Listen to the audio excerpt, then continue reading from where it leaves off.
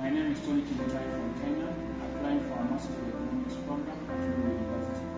Despite Kenya's vast natural resources, the mining sector contributes less than 1% of the GDP.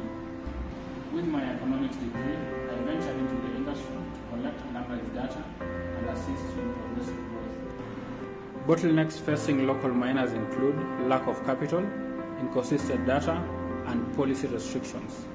I founded a company to help supply affordable machines and spare parts while offering market research to investors.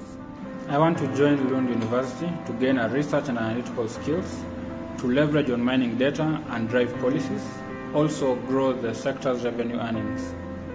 My goal is to study at Lund University to acquire skills in research analysis and data mining needed to drive policy, boost revenue, and build local capacity.